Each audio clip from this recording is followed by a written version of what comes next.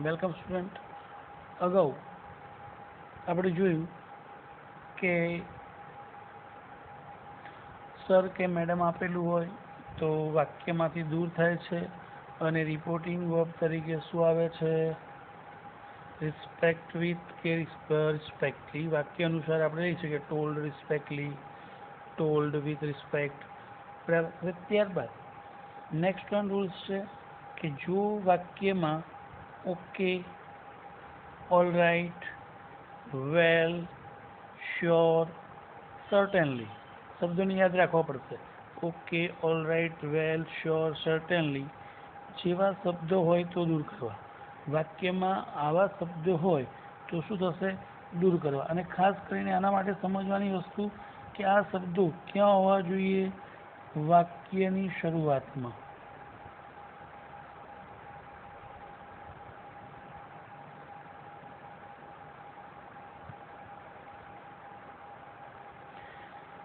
હોય તો શબ્દો શું થશે? દૂર થશે. ઓકે, ઓલ રાઈટ, વેલ અને સર્ટેનલી. અને આરવી તરીકે રિપોર્ટિંગ વર્બ તરીકે શબ્દ દૂર થશે ત્યારે આરવી તરીકે શું મુકાશે? Agreed with, agreed with. તો અહીં આપણને એક સામાન્ય એક્ઝામ્પલ આપ્યું છે બે લાઈનમાં મેં તમને કે Naresh said let's go to the library. તો પહેલું વાક્યમાં તો આપણને કોઈ ઇસ્યુ છે જ નહીં. એનાલિસ્ટ વાળું વાક્ય છે, આપણે સરળથી બનાવી શકીએ. નરેશ suggested Nisha સંયોજક that they should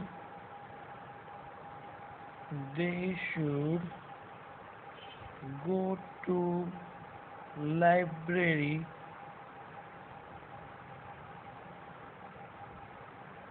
today. Today નું શું થાય?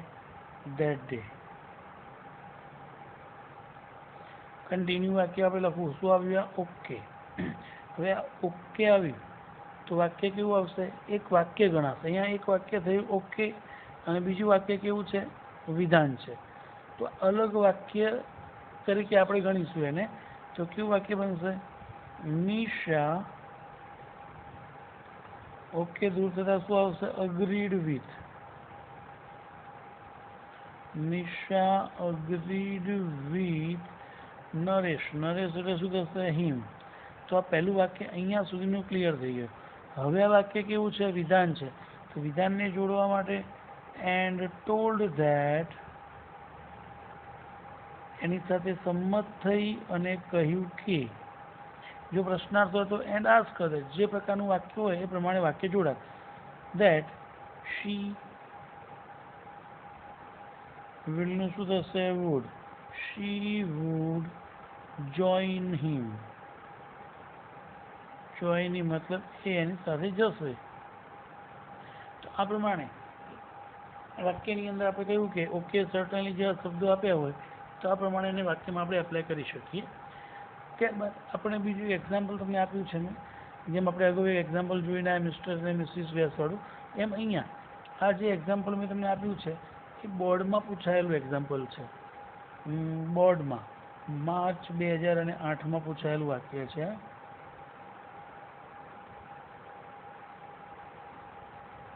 સંવાદ આપેલો છે. તો એમાં વાક્યને પહેલાં સમજીએ આપણે. Ahmed said good morning Zara, how are you. તો અહમદ બોલે છે, સાંભળનાર કોણ છે? ઝારા. ઝારા બોલે તો અહમદ. એટલે એકબીજાના સાંભળનાર અહીંયા આપેલા છે આપણને. તો પહેલું વાક્ય આપણે બનાવવું છે. કેવું બનશે? અહમદ ગુડ મોર્નિંગ એટલે કેવું વાક્ય થયું? શુભેચ્છક વાક્ય થયું. તો અહમદ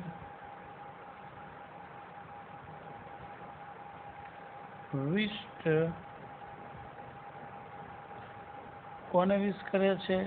ઝારા. શું વિશ કરે છે? Good morning.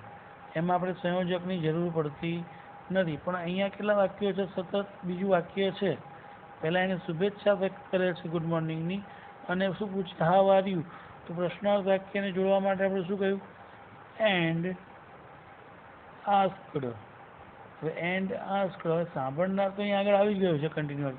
એન્ડ આસ્ક્ડ વાક્ય કેવું છે? WH કે હાઉ છે, તો સંયોજક તરીકે how she was,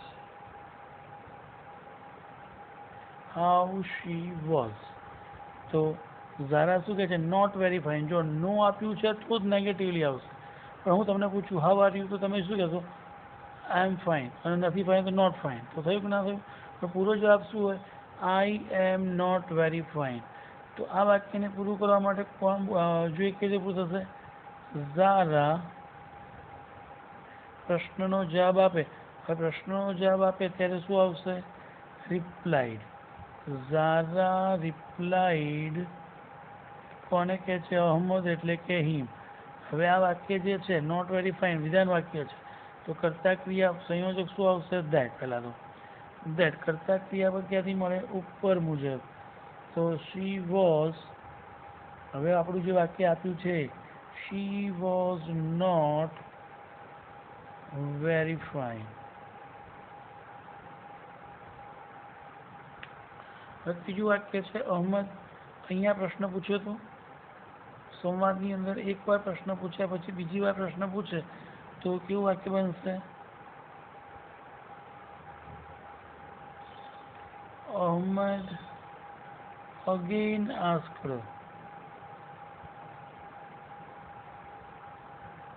Ahmad again asked her. WH questions છે, તો વોટ યથાવત આવી ગયું. હવે આપણી પાસે વધ્યું શું? ભૂતકાળનું રૂપ. હવે ભૂતકાળનું રૂપ હોય તો શું થાય? Had plus past participle. તો વોટ હેડ હેપન. અહીંયા આપણને કર્તા ક્રિયાપદ નથી આપે એટલે આ પ્રકારનું વાક્ય બની રહ્યું છે. વોટ હેડ હેપન માત્ર ક્રિયાપદ જ આપેલું છે. અને પછીનું કન્ટિન્યુ વાક્ય કેવું છે? પ્રશ્નાર્થ છે. એન્ડ આસ્ક્ડ, અથવા તો and further asked, and again asked પણ લઈ શકાય. એન્ડ આસ્ક્ડ ઇફ સહાયકારક છે. ઇફ આઈ કેન, આઈ મતલબ અહમદ એટલે કે હી, કેનનું શું થશે? Food. He could help her. શું એ એને મદદ કરી શકે છે? તો એ જવાબ નથી આપતી હા કે ના, માત્ર કહે છે એને કે એને શું પ્રોબ્લેમ છે, કેમ એ નોટ વેરી ફાઇન છે એમ. તો ઝારા ટોલ્ડ હિમ. ઝારાએ તેને કહ્યું. સંયોજક શું આવશે? ધેટ. આઈ હેડ, આઈ મતલબ શી, હેવ એસનું શું થશે? હેડ. એટલે બે પરિવર્તન થશે નહીં. She had got geometry test. Geometry મતલબ ભૂગોળ, સોરી ભૂમિતિ. And test tomorrow. ટુમોરો મતલબ ધ નેક્સ્ટ ડે અથવા the following day. The next day. અને આ પ્રકારે and, but, because, so, therefore કન્જક્શન્સથી જોડાયેલા વાક્યો હોય તો આપણે એમાં કશું કરવાનું રહેતું નથી, આપણે એને જોડી જ દેવાના સીધા. એન્ડ ચેન્સીસ જે ફેરફારો થતા એ પ્રમાણે. એન્ડ શી, કેનનું શું થશે? Could. She could not understand ધીસનું શું થશે? ધેટ. ધેટ થિયરમ્સ. થિયરમ્સ મતલબ પ્રમેય. એને આ પ્રમેયમાં ખબર પડતી નથી કે સમજાતો નથી. તો આ પ્રમાણે આપણે એક સેકન્ડ પેરેગ્રાફ સંવાદ જો કેવી રીતે વાક્યને આપણે બનાવી શકીએ. ત્યારબાદ જોઈએ તો બીજો એક પેરેગ્રાફ છે આપણી પાસે, એ છે ફર્સ્ટ વન પેરેગ્રાફ. જુઓ આમાં આપણે અગાઉના પેરેગ્રાફમાં કેવું જોયું? સંવાદમાં તમને સાથે આપેલું હતું, આગળ બોલનાર સાંભળનાર, પણ અહીંયા આપેલા નથી તો આપણે આઈડેન્ટિફાઈ કરવા પડશે. તો પહેલું વાક્ય, how often do you save Raj said Nilesh. તો અહીંયા કોણ કોને કહી રહ્યું છે પહેલાં આપણે સમજવું પડશે. કોણ કોને કહી રહ્યું છે? નિલેશ. કોણ છે? સાંભળનાર.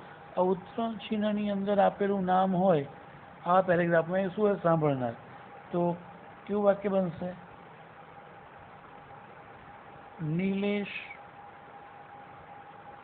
આસ્કડ કોને કહે છે? રાજ.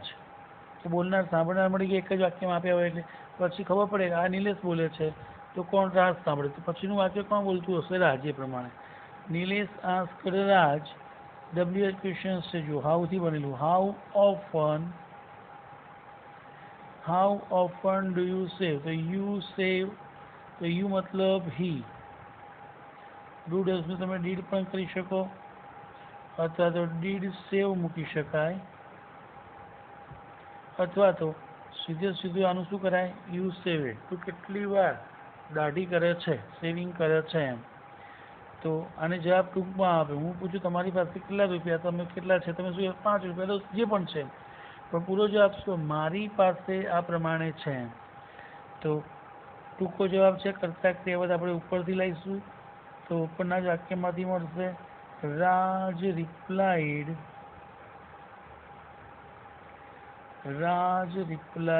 હિમ. સંયોજક શું આવશે? ધેટ. કર્તા ક્રિયાપદથી ઉપરથી નીચે લાવો. હી શેવેડ 30-40 times a day. આપણને પણ નવાઈ લાગી. 30-40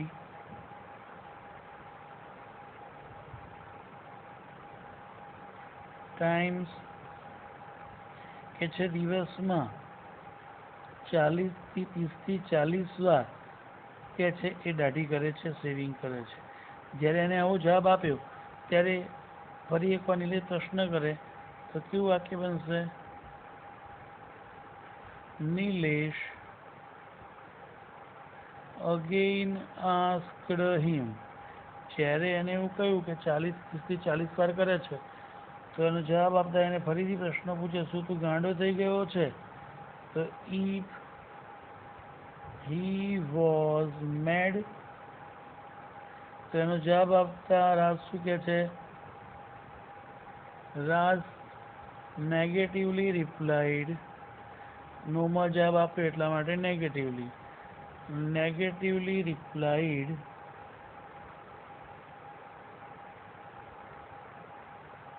હિમ. નોટ દૂર થઈ ગયું. વિધાન વાક્ય છે. સંયોજક ધેટ. હી એમ ઇઝ આનું વોઝ વેર. હી વોઝ, જો વાક્ય અધૂરું છે તો હી વોઝ નોટ મેડ, એ ગાંડો નથી. પછીનું વાક્ય વિધાન જ છે. વિધાનને જોડવા માટે and added that he was a barber. સમજી લેજો અહીંયા બાર્બર. તો આ પ્રમાણે બોલનાર સાંભળનાર પ્રમાણે સંવાદ ન આપેલો હોય આગળ મુજબ, તો આવી રીતે આપણે પાછળથી શોધી શકીએ. ત્યારબાદ તમે રૂલ્સ આપ્યો છે કે જો વાક્યમાં કયો શબ્દ આપેલો હોય? ડિયર. શબ્દ હોય તો દૂર કરવો, અને આરવી તરીકે શું મુકાય છે? લવિંગલી. પણ એ પણ કેવી રીતે મૂકવાનું? વાક્યના ભાવ પ્રમાણે, વાક્યના પ્રકાર મુજબ. મતલબ વિધાન છે તો ટોલ્ડ લવિંગલી, આસ્ક્ડ લવિંગલી, એવી રીતે. તો મેં એક વાક્ય લખ્યું અહીંયા, grandpa said to me, what are you doing dear? તો કેવું વાક્ય બનશે? ગ્રાન્ડપા. વિધાન પ્રશ્નાર્થ વાક્ય છે તો પ્રશ્નાર્થ વાક્ય હોય ત્યારે શું મૂકવાનું? Asked lovingly. Grandpa asked lovingly me. સંયોજક પ્રશ્નાર્થ વાક્ય છે તો વોટ એમને એમ જ મુકાઈ ગયું. યુ આર, યુ મતલબ આઈ. એમ ઇઝ આનું was wear. I was doing.